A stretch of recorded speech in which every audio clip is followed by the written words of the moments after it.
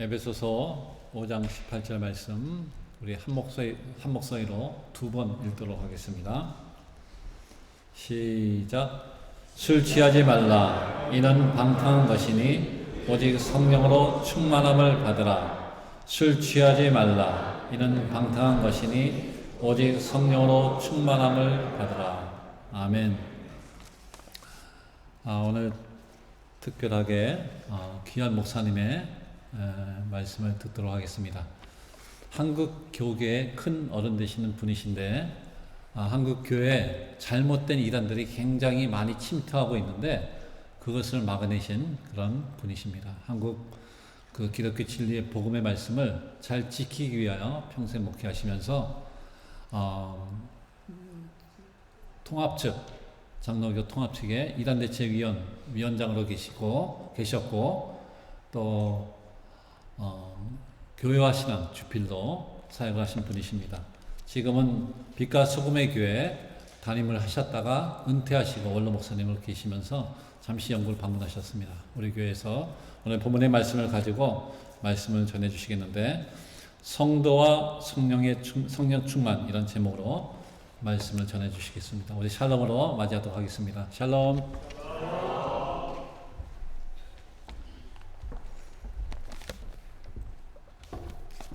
기도 한번 할까요? 구속한 바다 주의 날을 기억하는 거룩한 백성들이 오늘 이 런던 한 모퉁이에서 예배합니다. 이 예배가 하나님께 연락되게 하시고 내게 주어진 하나님 말씀 붙잡고 승리하는 귀한 종들 되게 하여 주옵소서.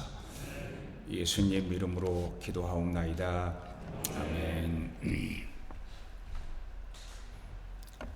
크리스찬은 물론 이곳 세상 사람이라도 마태복음 7장에 구하라 그리고 찾으라 두드리라 하는 말씀을 모르는 사람은 거의 없을 겁니다.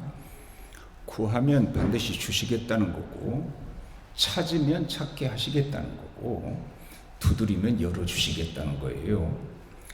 그러시면서 아주 쉽게 설명한 내용이 뭔가 하면 너희가 자식이 부모에게 떡을 달라면 돌을 주고 생선을 달라 하면 뱀을 줄 사람이 있겠느냐? 아무도 없지 않겠느냐? 이보다 당연한 얘기 어디가 있겠어요? 그러면서 하는 말이 너희가 악한 자라도 자식에게 좋은 것을 줄 알거든 하물며 하나님께서 너희에게 좋은 것 주시지 않겠느냐? 마태복음 7장 11절에 말했는데 똑같은 내용이 누가복음 11장에 나와요. 그래서 마태복음 7장의 내용과 누가복음 11장의 내용이 같은 말씀을 듣고 달리 기록한 말씀인가 생각해 보니까 그렇지 않은 것 같아요. 다른 곳에서 다른 형태의 유사한 말씀을 하신 것 같아요. 근데 거기서도 구하라 찾으라 두드리라 똑같은 말씀을 하시면서 놀랍게 우리로 하여금 생각하게 하는 게 있는데 너희가 악한 자라도 자식에게 좋은 걸 줄 알거든 하물며 하나님께서 너에게 좋은 것 주시지 않겠느냐. 그러면 이 좋은 것이 뭘까? 마태복음에서는 좋은 것을 주시겠다고 했는데 누가복음 11장에서는 하물며 하나님께서 너희에게 성령을 주시지 않겠느냐 이렇게 되어 있단 말이죠. 그러니까 한마디로 말하면 하나님 편에서 하나님 보실 때 제일 좋은 것, 하나님이 우리에게 제일 좋은 것은 다름 아닌 성령이라고 하는 거예요.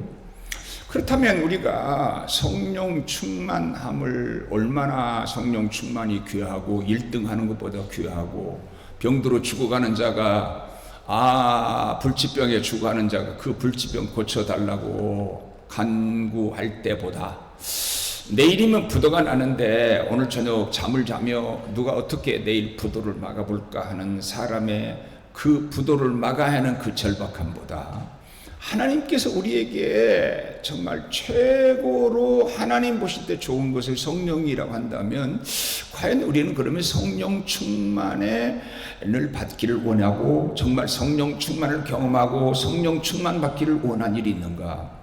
우리가 참 공부 오래 해야 돼요. 어떤 하나를 성공한다는 건 그리 쉬운 일이 아니에요. 유명한 바이올리니스트들 보니까 전경 하나 다 여기 옹이 박혀 있더라고. 이게 하도 여기다 이렇게 하니까 그리고 제가 그 피아니스트로 성공한 사람에게 물어봤는데, 우리 교회 출신 아이에게, 야, 너 하루에 피아노를 몇 시간이나 치니? 나하고 밥을 먹으면서도 이러고 앉았어요. 왜 이게 습관이 된 거예요. 그러니까 얘 머릿속에는 이게 늘 피아노 건반이 있나 봐. 그러니까 앉아서도 늘 손이 이래요.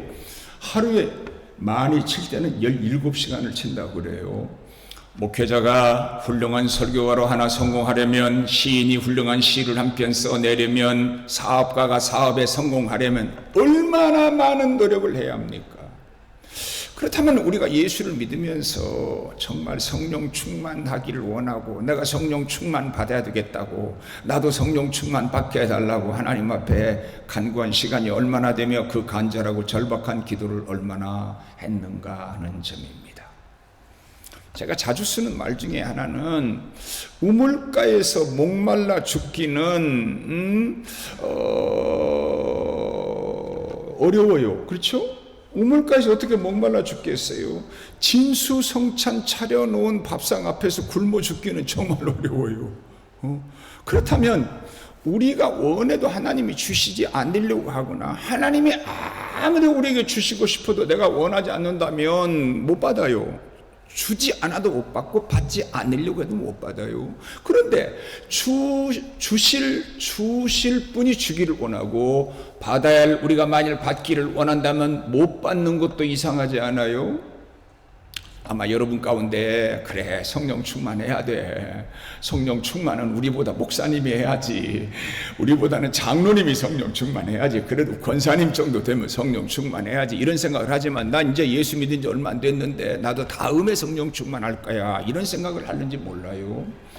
제가 아는 목사님은 정말 미국에서 약 5,000명 모이는 대교회를 하셨는데, 제가 CTS에서 우연히 그 교회를 가서 집회도 여러 번 했어요. 한 2번 했는데, 근데 간증을 하는데 자기가 7살 때 성령 충만했다고 간증을 하더라고요. 근데 나는 진짜 7살 때 성령 충만하게 믿어줬어요. 그래서 저분이 저렇게 훌륭한 목사가 됐구나, 이런 생각이 들었어요. 근데 성경에 보니까 세례 요한은 어머니 뱃속에서 성령 충만했다 그랬어요. 뱃속에서 성령 충만할 수도 있나요? 아마 여기 우리 청소년들이 있다면, 인생에서 제일 아름다운 게 청년의 시기예요. 나이든 노인들이 모두 다 하는 말 하나가 있어요. 야, 나도 마음은 젊다, 그런 얘기일 거예요. 제가 이제 은퇴한 지 1년 반이 됐는데, 그냥 나보고 최 목사님 그렇게 부르면 참 좋겠어요. 최 목사님 나오셔서 설교하겠다, 축도해 주시겠다, 그러면 좋은데, 여기서는 안 그랬지만 우리 교회에서는 꼭 원로 목사님 나오셔서 설교하겠다고 그러고, 개인적으로 전화를 받으면 그냥 목사님 안녕하세요 그러면 좋겠는데, 꼭 저보고 아니 원로 목사님이세요? 굉장히 어색하고 몸에 맞지 않는 옷을 입은 것 같았는데, 제가 가만히 이렇게 보니까 교인들이 아마 저를 존경의 의미로 원로 목사라고 하는구나 하는 생각이 들어서, 나는 원로 목사가 원래 목사가 변형된 건가 보다, 그래서 원로 목사는 원래 목사다, 이런 생각을 하면서 1년 반을 지냈습니다. 그런데 여러분 한번 생각해 봐요. 목회자에게 최고의 저주가 있다면 성령 없는 목사가 되라, 이 말이 최고의 저주라는 거예요. 목사가 성령을 따라 목회하지 않고 성령을 따라 설교하지 않는다면 그보다 힘든 게 어디가 있겠어요? 그런데 여러분, 정말로 목사만 성령 충만해야 되나요? 우리 젊은이들은 다 부러워요. 젊은이들은 싱싱하고 아름답고, 얼마나 어쩌면 우리 인생은 그 젊었을 때의 그 싱싱함과 거기에 고착되어 있는 것 같아요. 아마 천국 가서도 70 늙은이로 부활해 사는 게 아니라 가장 인생이 아름다운, 물론 지금 여기서 생각하는 가치관과 천국에서 가치관은 틀림없이 다를 거예요. 그건 내가 인정하지만, 그러나 아마 가장 젊고 싱싱한 나이에 사람으로 천국에 살지 않을까, 그런 생각을 할 정도라고요. 그런데 그렇게 아름다운 청소년 시절에 성령을 받으면 어떻게 되느냐, 인생의 사춘기가 오기 전에 영적 사춘기가 먼저 오면 그 사람을 횡재하는 사람이에요.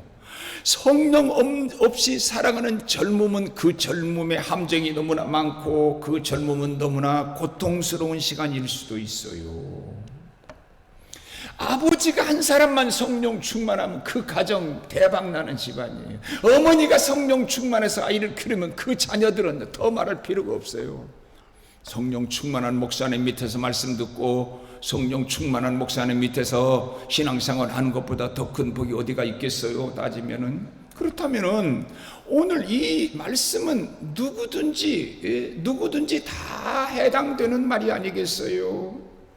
어쩌면 인생의 진짜 그 사람의 리얼 셀프는 늙어봐야 알아요. 젊어서는 젊음 자체 때문에 양보도 많이 해요. 근데 늙으면 사람이요 노욕이 생겨요. 왜냐하면 이 세상 중심으로 살다 보니까 내가 살 날이 얼마 안 남았다는 것이 더 욕심스럽게 하고 더 정욕스럽게 하고 더 아집과 고집이 세져요. 그러니까 노년에 얼마나 천국 소망을 가지고 살고 노년에 얼마나 베풀 수 있고 노년에 얼마나 넉넉하고 노년에 얼마나 너그럽고 그런 사람으로 사느냐 하는 게 제일 중요해요.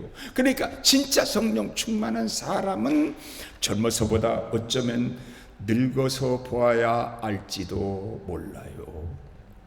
제가 어렸을 때 목사가 되겠다고 초등학교 전에부터 우리 어머니가 저보고 목사를 하라고 그래서 너 뭐 할래? 그러면 뭔지도 모르고 목사님은 어렸을 때 거의 본 일이 없습니다. 다 전사님들이 신앙에 와서 했으니까 1년에 그죠. 제가 중학교 3학년 때 세례를 받았으니까 1년에 한 번이나 두 번 정도 목사님이 성찬식 하러 올 때 그때 목사님을 배웠어요. 그런데 난 목사가 뭔지도 모르는데 그냥 목사한다고 그랬어요. 초등학교 들어가기 전부터 글자를 배워가지고 들어갔으니까 초등학교 1학년 때부터 희망상의 목사 6년 동안 한 번도 변함없이 목사, 중학교 3년 동안 목사, 고등학교 3년 동안 목사가 되려고 신학교에 들어가서 지금까지 내가 목사 못해 먹겠다, 목사 괜히 되려고 했다 하는 마음도 한 번도 가져본 일이 없어요. 그런데 제가 집회를 참 많이 참석했거든요. 1시간, 2시간 걸어가서 또 2시간 이상 예배 드리고 그리고 집에 오면 밤 11시나 12시 가까웠어요. 근데 그때 제 마음에 도전이 야, 너 목사가 될 사람인데 너도 성령 받아야 되지 않겠느냐 이런 생각이 고등학교 2학년 말에 들었어요. 물론 그 전에도 성경도 나름 많이 읽었고 또 내가 중학교 3학년 때 고등학생들의 선배를 물리치고 중고등부 학생회장이 됐어요. 알고 보니까 여성 동포들이 다 나한테 몰표를 찍었다는 거 아닙니까? 그러니까 인기도 좋고 또 연말이 가면 초등학교 때는 암송상 또 개근상 또 헌금상 전도상 해가지고 쓸어서 노트를 이만큼 받아서 1년 쓸 노트를 다 받을 정도로 받았는데 내 속에는 정작 성령은 없었어요. 근데 그때 고등학교 2학년 말에 이제 나도 성령 받아야 되겠다는 그런 도전을 받고 기도하기 시작을 했는데 이상해요. 동네 깡패 애들, 또 이상한 짓 하고 다니는 애들, 또 정말 바람둥이 걔들도 다 은혜를 받더라고. 막 성령 받았다고 그러고 막 날로 뒤집어지고 막 무슨 코에서 막 향취가 난다고 그러고 막 방언도 하고 막 난리가 났어요. 근데 나는 모범생인데, 나는 교회 학교 모태 신앙인데, 그리고 초등학교 들어가기 전부터 목사가 되겠다고 했는데, 근데 왜 나는 하나님이 성령을 주시지 않을까? 그때는요 월요일부터 토요일까지 붕위를 했어요. 그러니까 새벽도 모이고 낮에도 모이고 저녁에도 모이고 그래서 월요일부터 금요일 저녁까지 철야를 하면서 예배당에 쭈그리고 앉아서 기도를 했는데 나중에 목소리는 어떻게 됐냐? 완전히 걸레가 됐지요. 아멘 아멘. 그날 저녁이 마지막 저녁이에요. 금요일 저녁에 내가 오늘 저녁에 성령 충만 받지 않으면 내가 죽어야 돼. 제가 중고등학생 집회를 많이 인도했는데 어떤 애가 뭐라고 이제 목사님 나 이번에 성령 못 받으면 죽어버리겠다는 거예요. 하나님 제 성령 충만 꼭 해주세요. 잘못하면 내가 간접적인 살인죄를 짓겠습니다. 근데 그런 애들도 반드시 성령을 받더라고요. 근데 보니까 아마 내 눈에는 말이야 깡패같이 보이던 애들 바람둥이 기집애도 성령 받았다고 막 헬렐레 하고 난리가 났는데 왜 나는 목사가 되겠다는데 하나님이 성령을 안 주실까? 밤새도록 그날 저녁에 철야를 했어요. 쭈그리고 자고 일어나다가 또 기도하다가 자다가 일어나다가, 그리고 마지막 예배를 다 드리고 일어나서 하나님께 찬송하자고 그러더라고. 그래서 근데 나는 성령을 불을 받은 것 같지가 않아요. 근데 이제 예배도 다 끝났어요. 설교도 끝났어요. 기도도 시간도 끝났어요. 다 그때 당시에 새 찬송가인데 32장에 주 예수 이름 높이어 다 찬양하여라. 그 찬송을 하는데 1절을 불렀어요. 2절을 뭔지 아세요? 주께서 당한 고난을 못 잊을 죄이나. 여기까지 불렀는데 저는 그 자리에 거꾸로 졌어요. 아, 주님은 나를 위해 죽으셨고 나는 그 고난을 못 잊을 죄인이구나. 그때부터 내 죄가 보이기 시작하더라고요. 그러니까 죄 보고 울고, 또 십자가가 보여요. 십자가 보이니까 하나님 은혜가 커서 울고, 십자가 보고 울고, 내 죄 보고 울고, 몇 시간을 울었는지 몰라요. 그리고 일어났었는데 문을 열고 나가는데 내가 새로워졌어요. 세상이 달라진 것 같아요. 그때가 봄방학 때인데 밖에 있는 풀들이 다 말라 비틀어져 있잖아요. 그때 2월 달이니까 말라 비틀어진 들풀이 그렇게 아름다울 수가 없었어요. 하늘에 떠있는 조각구름이 그렇게 아름다워요. 고등학교 3학년 때 농고를 다녔으니까 신학교는 내가 잘하는 수학시험은 안 보고 영어하고 국어하고 성경시험만 본다는 걸 그때 알았어요. 아니 일찍부터 알았으면 수학 공부를 놓고 열심히 영어 공부를 했어야 되는데 영어 발음교도 다 잊어먹었거든 그때 당시에요. 근데 그때야 그 시험을 보는 줄 알았으니 얼마나 정보가 없는 시대였겠어요. 아 근데 속에 불이 붙어버렸네. 그러니까 제가 그때는 한 3-4kg 되는 줄 알았더니 후에 알고 보니까 한 2kg 남짓 되는 것 같아요. 새벽 기도 갈 기쁨에 저녁에 잠이 안 와요. 그러니까 새벽 기도를 하루도 안 빼놓고 다니지요. 성경책 들고 학교 가서 쉬는 시간에 성경책 읽다가 나 혼자 애들 막 떠드는데 나 혼자 성경 읽다가 은혜가 되면 아멘! 그러니까 애들이 나를 쳐다보고 쟤 돌았다.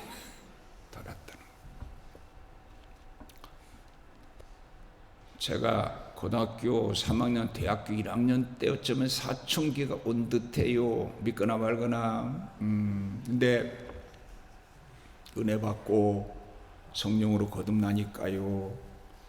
가치관이 바뀌었어요. 저는 대학교 1학년 다니는 동안에 고등학생복을 입고 학교를 다녔어요. 옷을 살 돈이 없으니까 옛날에 이렇게 후크 채는 옷을 입었더니 내 친구 김종학 목사가 옆에서 내가 맨날 대학생이 고등학생복을 입고 학교를 오거든요. 그래서 나보고 고등학교 다니세요? 그래. 하남에 교회를 지었는데 내가 연합주표 강사로 갈 때 그 얘기를 했어요. 그래서 내가 예. 야간 고등학교 다니세요? 또 그래. 그래서 내가 예. 근데 학교에서 미리 받아주던가요? 또 그래. 그래서 내가 예. 근데 제가 흰 고무신을 신고 대학교를 다녔는데 창피하다거나 부끄럽다거나 하나도 그런 일이 없어요. 그죠? 시간 나면 피아노 쳐보려고 하고, 시간 나면 씻어보려고 하고, 시간 나면 성경 읽고, 시간 나면 설교 준비하고, 시간 나면 기도하고.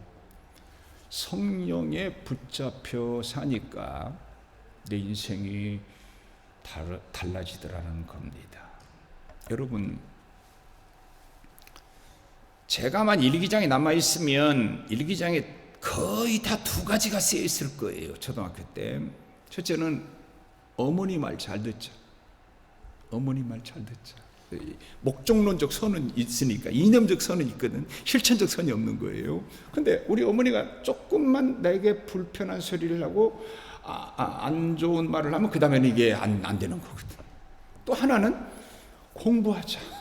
공부 열심히 하자. 근데 정작 놀이에 빠지면 잊어버려요. 공부를 해야 된다는 게 잊어버려요. 그러니까 밤새워버리고 그래요. 밤새워서 하트놀이하고 밤새워서 장기 두고.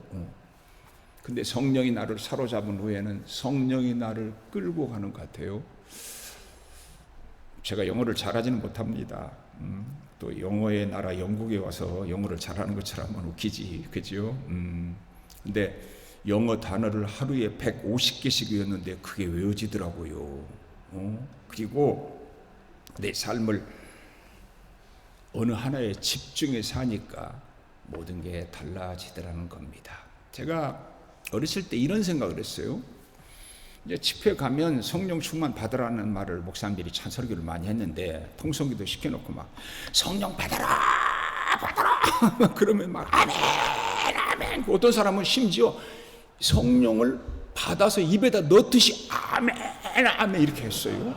그러니까 어린 내 생각에 나도 모르는 사이에 성령 충만에 대한 이해가 어떻게 되는가 하면 성령은 외부로부터 들어오는 것이고 내가 이만큼 받으면 조금 받은 것이고 성령이 이만큼 들어오면 중간쯤 받은 것이고 성령을 이따만큼 받으면 충만한 것이구나 이런 생각을 하니까 성령을 외부로부터 받아야 되는 줄로 이런 생각을 했어요. 근데 제가 성령론에서 아까 목사님 저를 소개를 했는데 제가 이단 연구를 40여 년 했어요. 지난번에 아마 100여 종 이단의 연구를 참여했는데 그동안 제가 이단들에게 당한 어려움은 이루 말할 수가 없습니다. 목회와 이단을 동시에 한다는 것이 성격상 어렵고 시간상 어렵고 경제상 어려워요. 근데 40여 년 동안 이단 연구와 목회를 함께 했는데 우리 목사님하고 동창이신 최은수 교수님이 저를 이제 소개해서 제가 목사님도 알게 되고 여기까지 왔는데 고맙게도 제게 큰 위로의 말을 했는데 영국과 미국과 한국을 통틀어서 이단 연구가로서는 제가 목회를 제일 잘했다고 그래요. 제가 많이 울었어요. 하나님 나 같은 것을 통해서 목회도 이만큼 하게 하고 저희 교회는 이름이 빛과 소금 교회지만 과관련 선교사가 세운 116년 된 교회입니다. 근데 제가 100여 명 되는 교회를 40여 년 전에 맡아서 목회를 하고 했는데 나를 자랑하려고 하는 게 아니라 성령에 붙들려서 사니까 이만큼 사라졌다는 걸 간증하는 겁니다.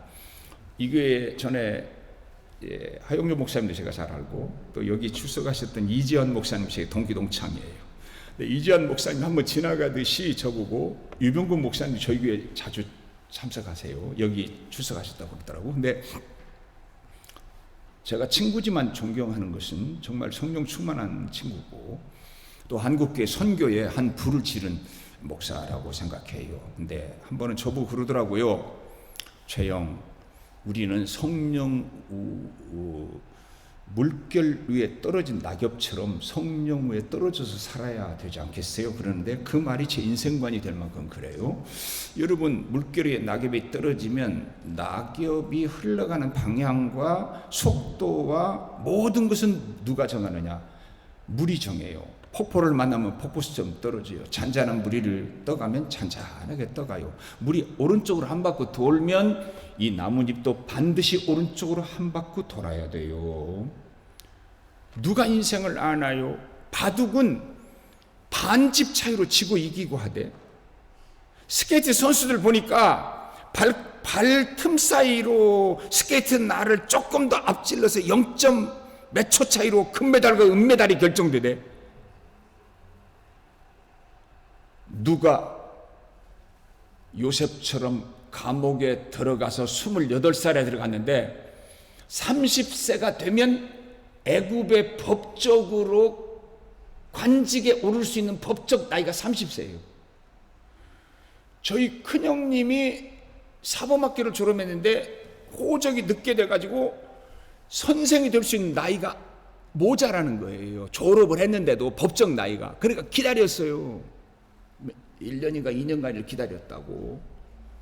근데 요셉이 28살에 감옥에 들어갔다가 30살이 되니까 하나님의 시계가 바로가 꿈을 꾸게 하고 꿈 해석해 준 그 은혜를 잃어버린 떡 맡은 자가 기억해내고 그 자리에서 그는 바로 직행열차를 타고 바로 앞에 서고 그리고 애굽의 국무총리가 되지 않았나요?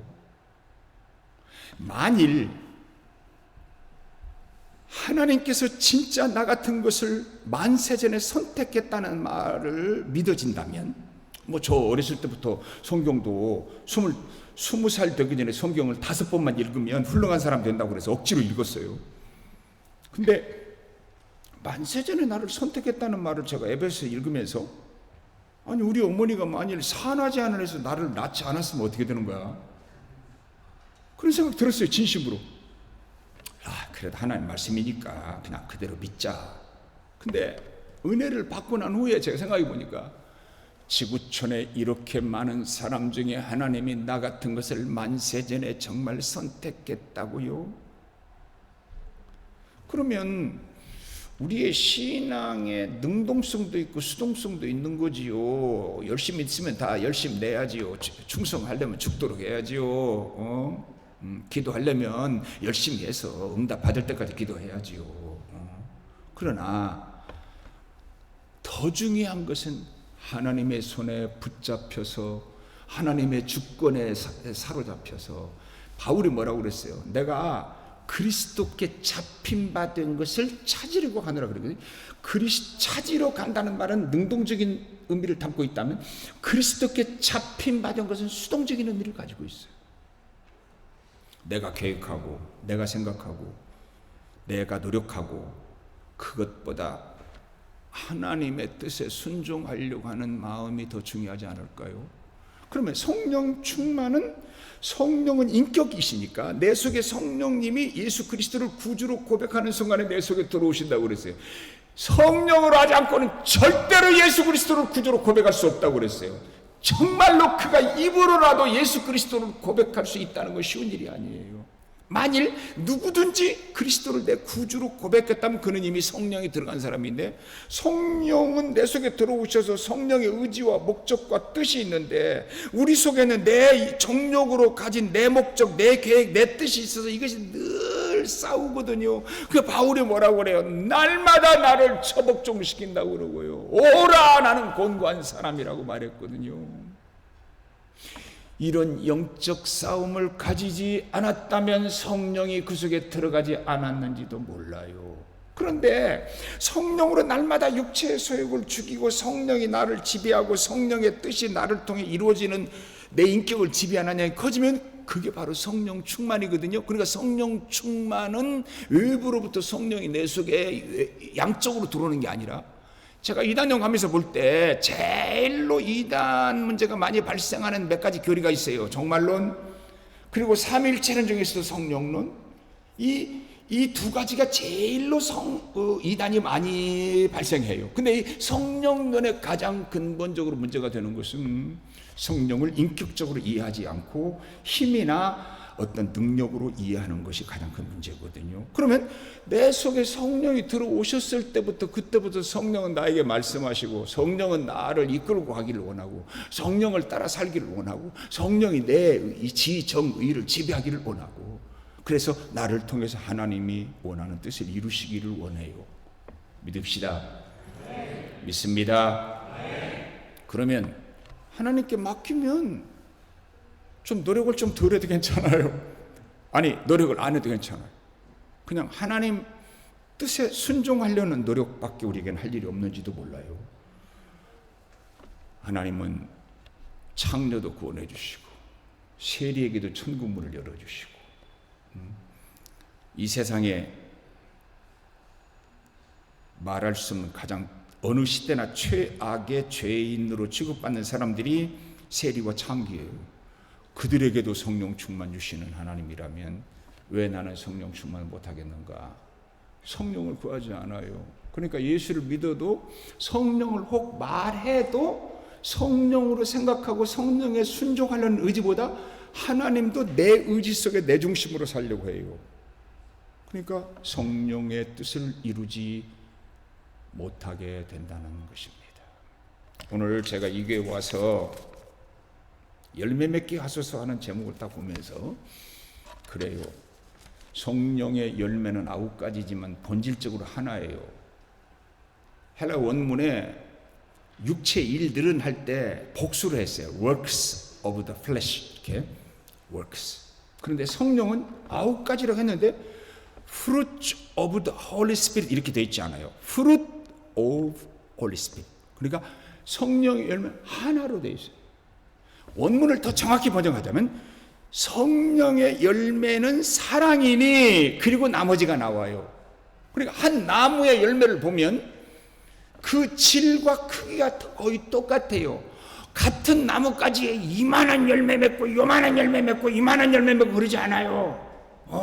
떡감나무는요 다 이만할 때부터 떡감이 맺어요.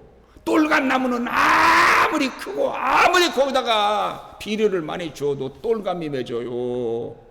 저희 집에 똘감이 나무가 크게 2개가 있었어요. 그러니까 요만해요. 그래서 딸 때는 막 가마니로 한 가마니를 땄어요. 근데 얘는요 꼭 한 해는 열매를 맺고 한 해는 꼴값에 또 쉬어요. 왜냐면 해가리를 해요. 그러니까 한 해는 똘감을 먹고 한 해는 못 먹어요. 참, 제가 한 교회에서 목회를 40년 하다 보니까 진짜 똘감 신자들이 많더라고. 조금 하고 나서 목사님 내년은 나 쉴래요. 뭐 그런 사람 많아요. 그래서 이걸 잘라냈어요 저희 아버님이. 그리고 거기다 이제 떡감 접을 붙였어요. 근데 이 떡감은 내 키만하게 자랄 때부터 이만한 떡감이 맺어져요. 그리고 그걸 따주고 나무를 키워서 큰 열매를 맺게 해야 하는데요. 어떤가요? 독사는 아무리 쓸어주어도 독이 나오지 절대 독사에게서 몸에 이로운 게 나오지 않아요. 여러분 백합을 지져봤나요? 성경에 예수님께서 백합을 향기로 말했는데 너희가 각각 쌓은 대로 나온다 그랬어요. 너희 마음에 쌓은 대로 나온다. 마음에 독이 가득 차 있는 독사는 독이 나와요. 육체적인 생각으로 가득 차 있는 사람은 자기는 선이라고 말하는데 성령의 뜻이 나오지 않아요. 백합을 한번 찢어보시지요. 백합은 갈기 찢어도 향기가 나요.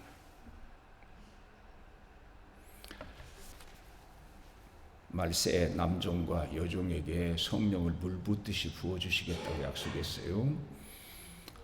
노인은 노인이니까 성령 충만하다 천국 가야죠. 또 어머니는 성령 충만의 자녀들을 기르면 그 자녀들이 복돼요. 아버지가 성령 충만하면 그 가정은 다 훌륭해요. 교회에 중진들이 성령 충만하면 그 교회는 난리 나요. 장로님들 성령 충만하면 난리 나요. 한국교회가 언제부턴가 장로라는 직분이 세상의 명예를 대신하는 것으로 해요. 그래서 어떤 교회는 아예 연수만 차면 장로를 다 주어버려요. 그분이 왜 그렇게 했는가 하면 한국교회가 이게 문제라는 거예요. 지금 모든 게 직분 때문에 문제가 된다는 거예요. 그래서 내가 뭐라고 말하고 싶은가 하면 아니 마약이 문제라고 해놓고 마약을 해결하기 위해서 마약을 먹인 것 같은 느낌이 있어요. 그러니까 장로 되고 싶은 사람은 다 그 길에 몰려갔어요. 그런가 하면 미국에 있는 한 교회는요 장로님이라고 부르지 않아요. 목사님 보고도 목사님이라고 안 불러요. 다 형제 자매라고 불러. 그러니까 참 그 교회 가면요 60, 70 노인 보고도 자매님이라고 부르려니까 이상해요. 정말 이상해요. 그리고 거기는 목사님이 설교를 그날따라 잘 하셨는데 문 입구에서 교인들이 이러고 간대요. 아무개 형제님 오늘 은혜 많이 받았습니다. 근데 거기는 장로가 되려고 운동을 하고 장로가 되려고 문제가 되고 장로 직분 때문에 문제가 되고 한 번도 그런 일이 없어요. 근데 그 교회는 헌금을 진짜 조금밖에 안 해요. 모 감리교회 모 교회는 1년에 1억 미만 하면 장로 못 된다는 교회도 봤어요. 어떤 게 옳은 일인가요? 법이 허용됐다면 저는 은퇴한 후에 목사라는 직분을 내려놓고 싶었어요. 구약의 왕과 제사장은 목사의 모델이 아니에요. 왕직이나 제사장은 신분에 붙여진 직분이지만 목사는 그의 사역에 붙여진 이름이니까 목회를 그만두면 엄격히 따지면 목사가 아닌지도 몰라요. 근데 목사는 직분을 내려놓을 길도 없어요. 내가 이 다음에 하나님 나라 갈 때 목사로 가나요? 한 인간 최삼경이 이름으로 하나님 앞에 서서 가겠지요. 사랑하는 여러분, 제 양심에 야 이놈아, 네가 뭔데 자꾸 한국교회 그러니, 이런 양심의 가책을 많이 느낍니다. 진심입니다. 나도 죄인의 교수니까, 내 속에도 죄성이 가득 찼으니까. 근데 요즘에 제가 한국교회를 보면 정말 어찌할 바를 모르겠어요. 어떻게 해야 될지 잘 모르겠어요. 내가 잘못 보았고 내가 잘못 판단했으면 좋겠어요. 그러나 여기저기에 진짜 하나님을 사랑하고 하나님의 뜻대로 살려고 몸부림치는 하나님의 종들도 목회자도 많이 보여요. 이 이민교회로서 이게 큰 교회라는 거 제가 모르지 않아요. 오늘 성가대 20명이 도구만. 와, 정말로 우리 교회 성가대 한 50명 되는데 우리 비례적으로 따질 때 이 교회 성가대가 훨씬 더 큰 교회입니다. 진짜예요. 또 제가 깜짝 놀란 건 이런 교회에서 이렇게 선교하고 협력 선교를 많이 하는 거 보고 저 감동 먹었어. 감동. 예. 각각 집에서 수채구멍에다 더러운 물을 버리면 반드시 그 더러운 물은 냇물로 또 강물로 그리고 바닷물로 흘러서 더러워지겠죠.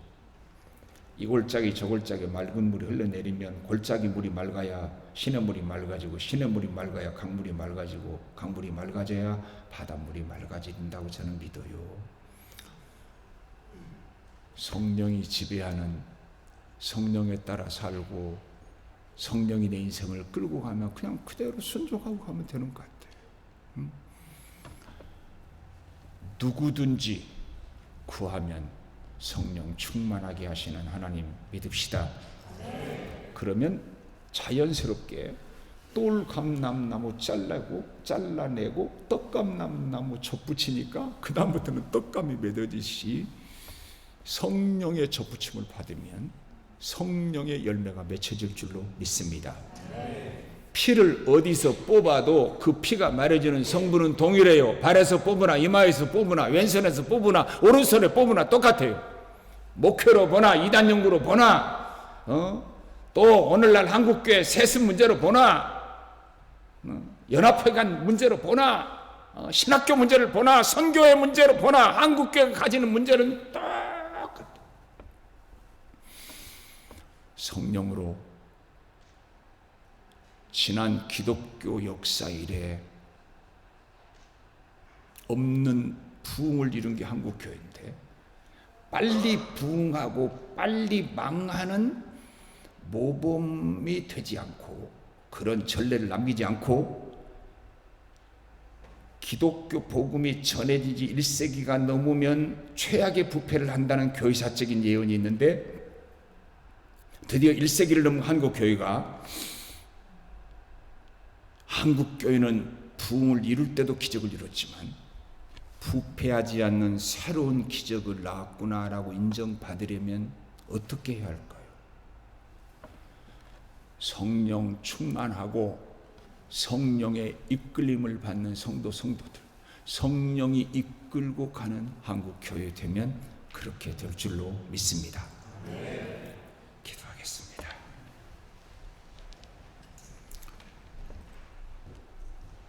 내가 만일 쓰레기통에 들어가 살려면 절대로 살지 못할 겁니다.